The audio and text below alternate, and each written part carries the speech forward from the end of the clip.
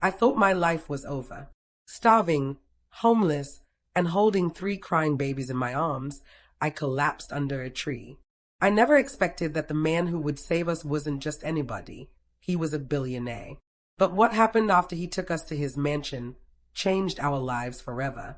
Before we dive into this heart-melting story, don't forget to hit that subscribe button so you never miss powerful, emotional true life stories. My name's Alyssa. I'm 23, and life's been rough. I'm a single mom to my 1-year-old triplets, Emma, Eli, and Ella. We're homeless, wandering the cold streets of Atlanta, Georgia. It's early morning, and I'm so tired I can barely stand. My babies are crying, hungry, and I've got nothing to give them. My stomach's empty too. I haven't eaten in 2 days. I'm in a park now, pushing a rickety stroller I found in an alley. The wheels squeak, and the blankets covering my babies are thin and dirty. Emma's whimpering, Eli's fussing, and Ella's just staring at me with those big, sad eyes. I want to cry, but I can't. I have to stay strong for them. My worn-out jeans and hoodie don't keep the chill away. My curly brown hair's a mess, and my eyes feel heavy, like I could collapse any second. I stop under a big oak tree. The park's quiet, just a few joggers in the distance. I sit on the grass, pulling my babies close. Their tiny hands grab at me, and it breaks my heart.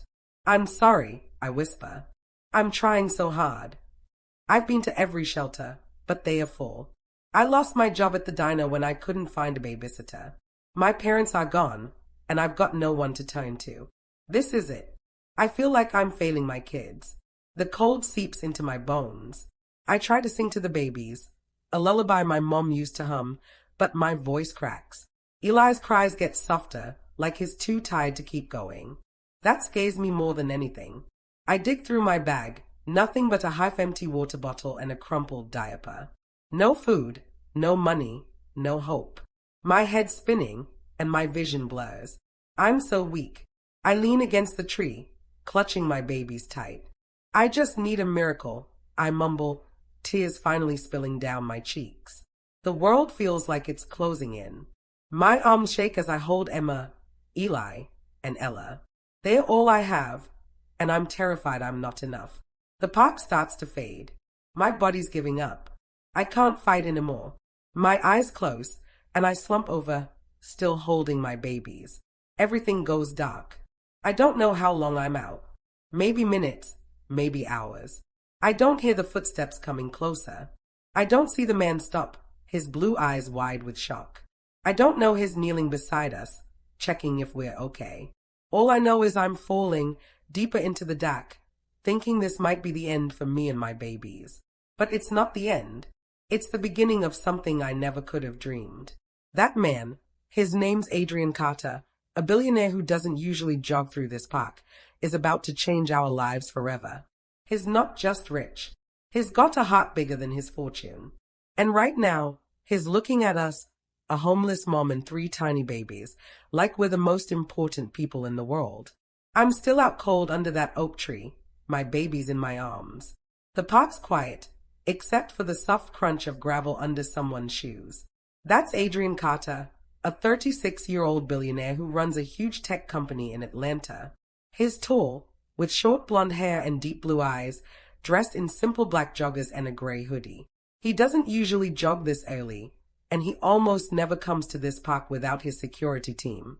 But today, something made him change his routine. Adrian's catching his breath when he sees us, a crumpled heap on the grass. Me, Alyssa, 23, looking like I haven't slept in weeks, my curly brown hair tangled, my face pale. My triplets, Emma, Eli, and Ella, are bundled in dirty blankets, their tiny faces red from crying. He stops dead in his tracks. His heart races. He's seen a lot in his life, fancy boardrooms, private jets, but nothing like this. A young mom and 3 babies collapsed, looking like they are barely hanging on. He kneels beside us, his hands shaking a little. "Hey, are you okay?" he says, his voice gentle but urgent. I don't answer. I'm out, my breathing shallow. He checks on the babies, touching their little hands. They're cold, too quiet. Adrian's not a doctor, but he knows this is bad.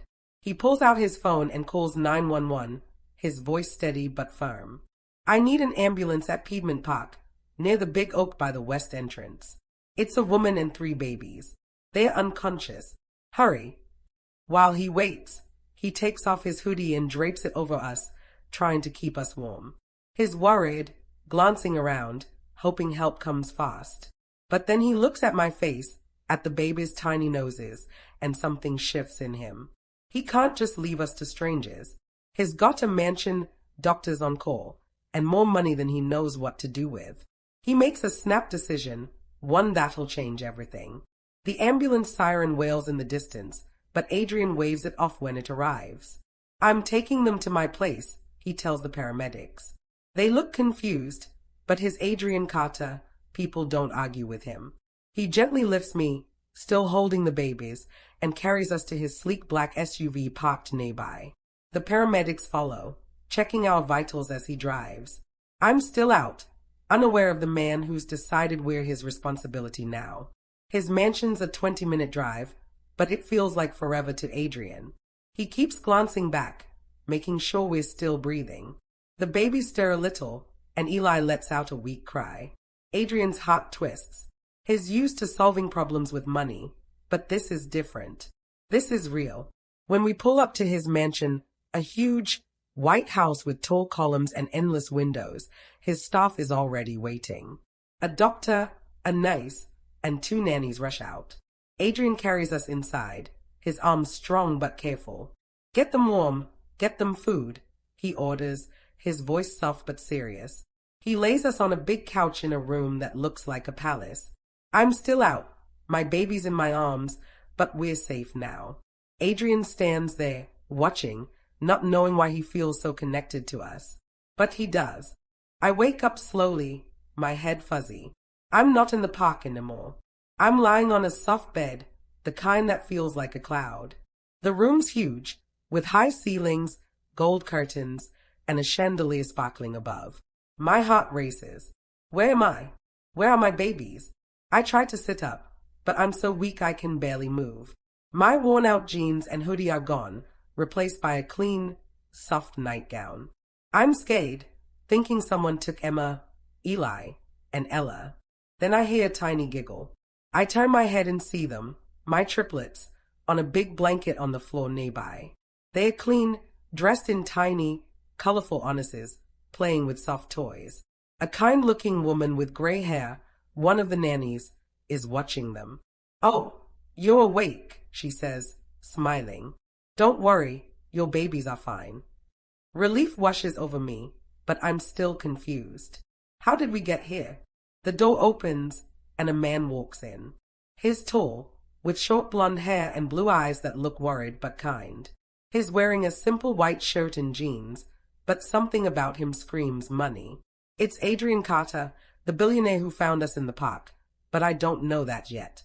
"Hi," he says softly. "I'm Adrian. You're safe now. You're in my home." I stare at him, my voice shaky. "Why? Why did you bring us here?" I'm scared he's going to call child services or something worse. I pull the blanket tighter around me. Adrian sits in a chair nearby, keeping his distance so I don't feel trapped. "I found you in the park," he says. "You were passed out, and your babies needed help. I couldn't just leave you there." He tells me he called a doctor to check on us. I was dehydrated and malnourished, but I'll be okay with rest and food. The babies were hungry and cold, but they're healthy now, thanks to the care they got. I start to cry, feeling guilty for letting things get so bad. "I'm sorry," I whisper. "I tried to take care of them." Adrian shakes his head. "You don't need to apologize. You're strong. You kept them safe." His words hit me hard. No one's ever called me strong before. He points to a tray on the table, warm soup, bread, and juice. "Eat something," he says. "You need it." I'm hesitant, but my stomach growls, so I take a sip of the soup. It's the best thing I've tasted in months. The nanny brings Ella to me, and I hold her tight, tears falling. Emma and Eli crawl over, and I hug them too. Adrian watches, his face soft. He tells me his staff will take care of us for now. Food, clothes, anything we need. You don't have to worry, he says. Just rest. I don't know why this stranger cares so much. I'm just a homeless mom with 3 kids, and he's rich. This mansion, with its shiny floors and fancy furniture, feels like a dream. But Adrian's not acting like some big shot. He's real, and his kindness makes me feel something I haven't felt in a long time. Hope. I don't know what's coming next, but for the first time in forever, I feel like we might be okay. It's been a few days since I woke up in Adrian Carter's mansion. I'm still getting used to this place, big rooms, shiny marble floors, and staff who treat me like I'm somebody important. My triplets, Emma, Eli, and Ella, are happy. They've got warm clothes, full bellies, and a big playroom with toys I could never afford. I'm grateful, but I'm also scared. This feels too good to be true, and I keep waiting for the catch. I'm sitting in the kitchen, sipping tea, when Adrian walks in. He's in a simple blue sweater and jeans, but his blue eyes are bright, like he's got an idea. Alyssa, can we talk? He asks, sitting across from me. My stomach twists. I'm terrified he's going to say we have to leave or that he's calling child services. I nod, my hands gripping the mug. I've been thinking, he says, leaning forward. You and the kids need a fresh start. I don't want you to feel like you owe me anything, but I want to help. He pauses, like he's choosing his words carefully. I run a tech company, and we need people. I'd like to offer you a job. It's entry-level, like answering emails and organizing files. You don't need experience. We'll train you. I blink, stunned. A job? Me. I dropped out of high school to take care of my mom before she passed, and I've only ever worked at diners. I don't know anything about tech, I say, my voice small. Adrian smiles, and it's so warm I almost forget my worries. You're smart, Alyssa. I can see it. You just need a chance. He goes on. You and the kids can stay here, in the mansion, until you're on your feet. There's a daycare at my company for Emma, Eli, and Ella. You won't have to worry about them while you work. I'm speechless. This man, who doesn't even know me, is offering me a life I never dreamed of. But part of me wonders why. Why are you doing this? I ask. You don't owe me anything. Adrian looks down, then back at me. I grew up with nothing, he says quietly. My mom raised me alone, and we struggled. I know what it's like to feel hopeless. When I saw you in the park, I saw her in you. I had helped to get where I am. Now it's my turn to help someone else.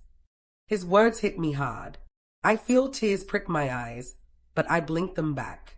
What if I mess up? I whisper. He chuckles softly. Then you try again. I'll be there to help. He holds out his hand, like we're making a deal. So, what do you say? I hesitate, then shake his hand.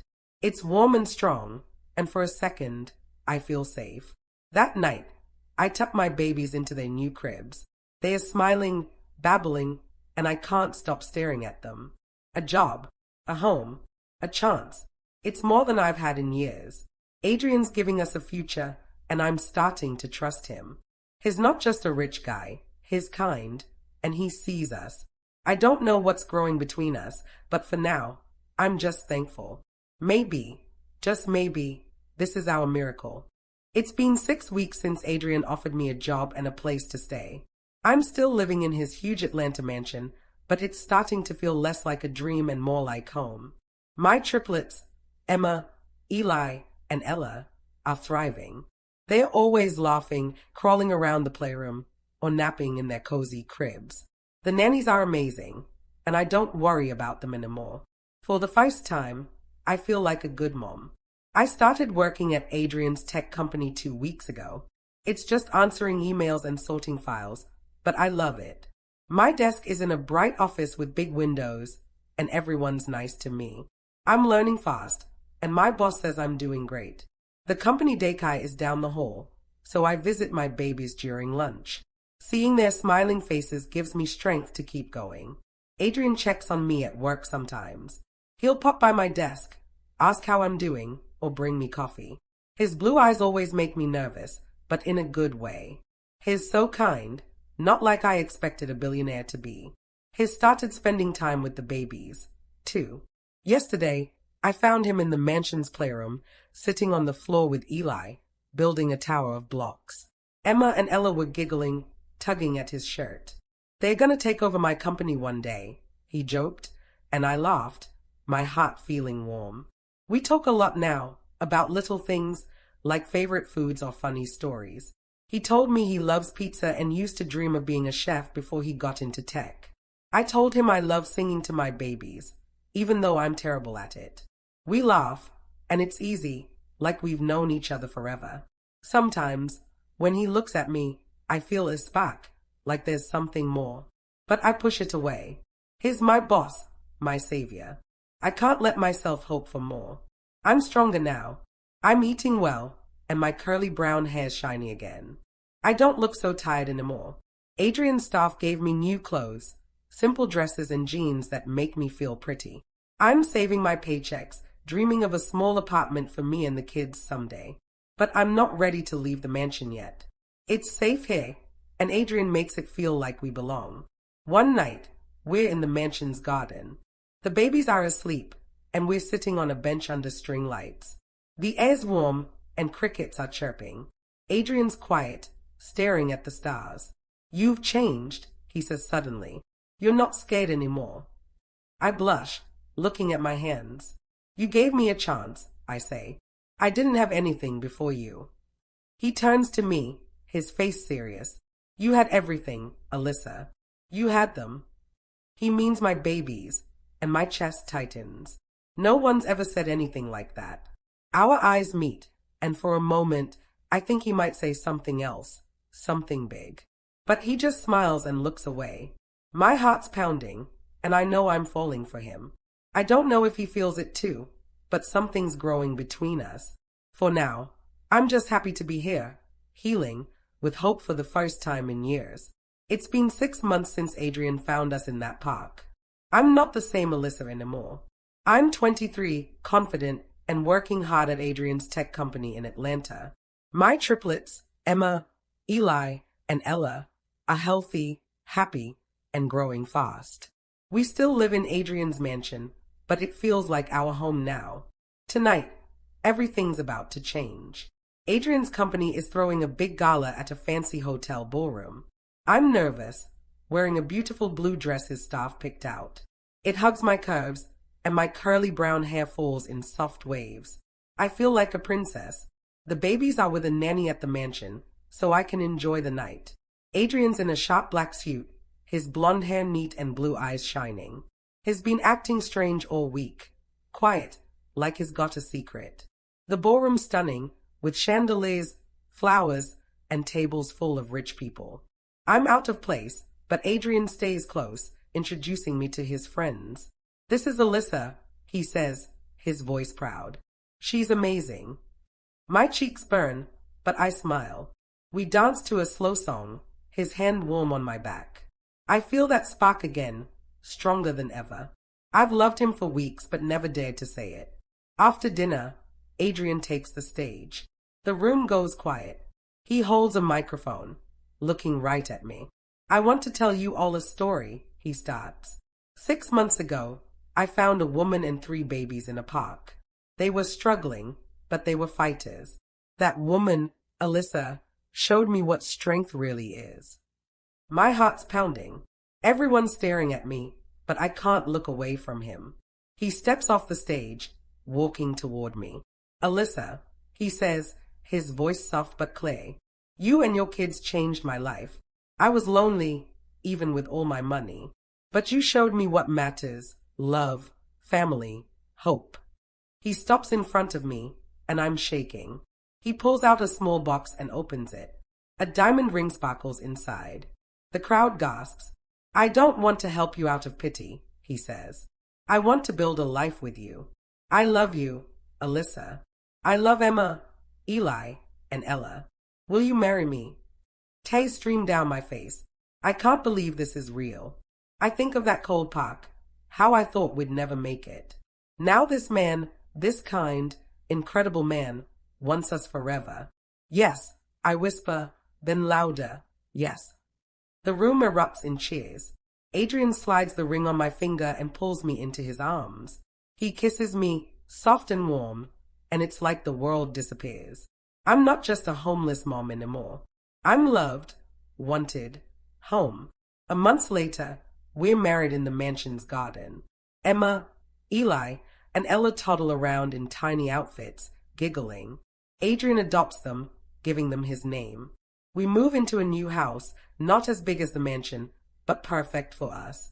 I keep working, but now I'm training to be a manager. Adrian's by my side, and we're a family. That day in the park wasn't the end. It was the start of our miracle, and I'll never stop being grateful.